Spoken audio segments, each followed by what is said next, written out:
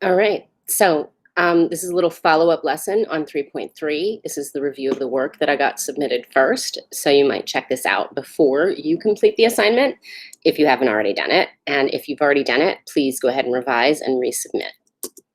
All right, so the first thing we want to think about is here's a line, and I want to know if you know, this is from the 2020 version of Fight the Power that we were listening to yesterday.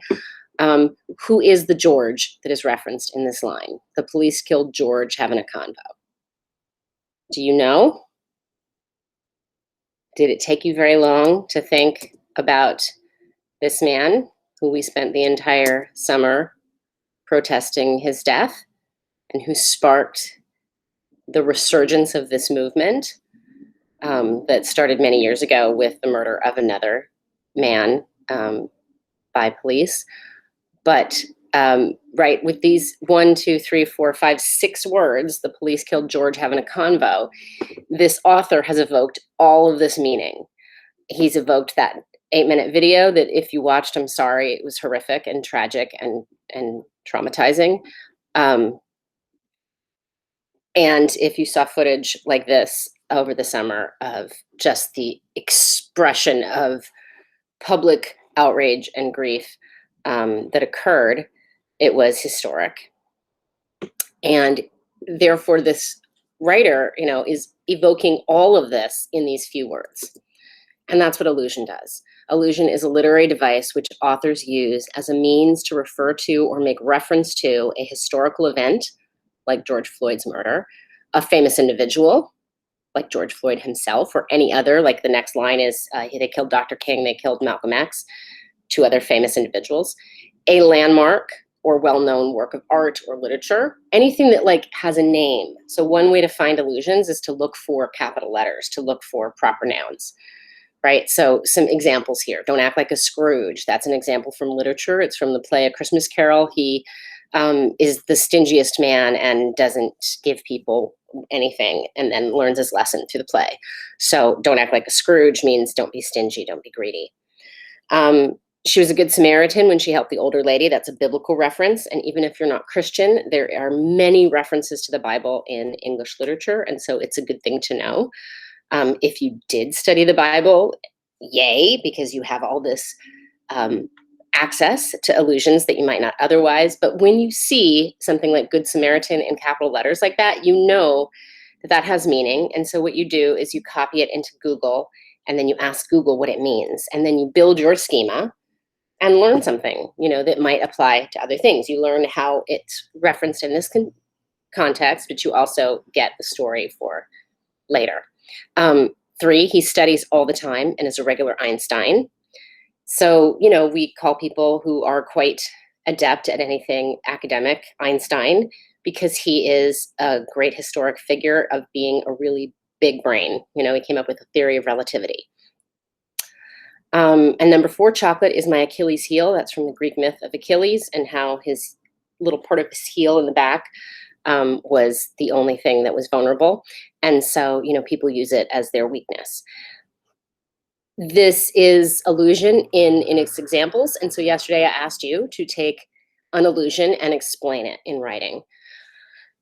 These are 2 pieces of student work. This one was right on target.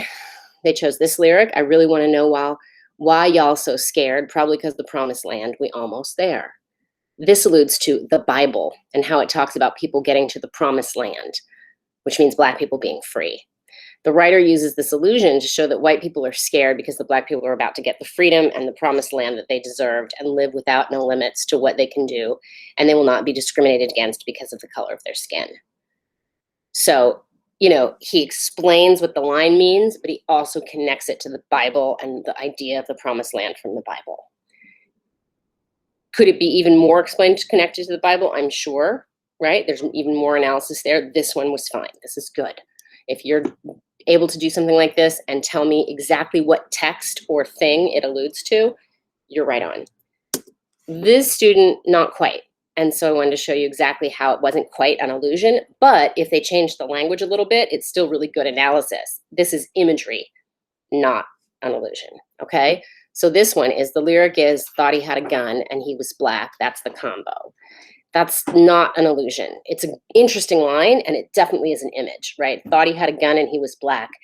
And that, we've seen that image in many, many, many stories. If you read Rooftop by Paul Vondel, I believe is his last name, Paul Vondel, he has that image, right? That the police thought that he had a gun. It was actually a wallet, and so they killed him.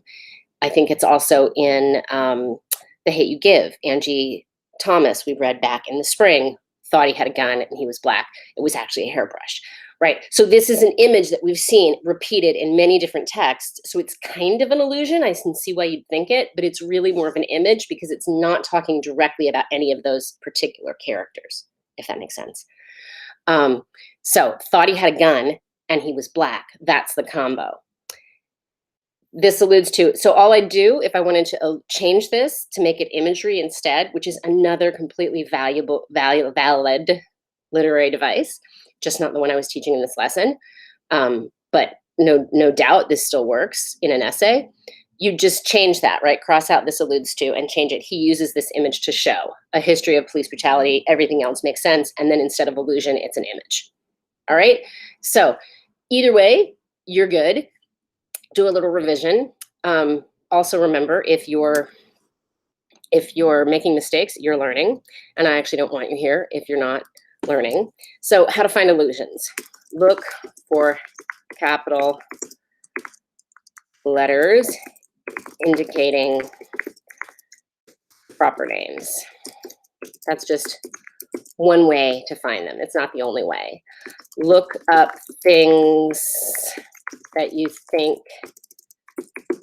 might make sense if you understood more. Build your schema. Remember, you are at home, and that sucks. We can't talk to each other, but you also have the infinite world of the internet at your disposal. And while you can get very distracted and go into deep, dark places of despair there, and please don't, you can also just go build your schema and find out more and become a smarter human and do better in school and have all your classes keep getting easier and easier. So, why not do that? All right.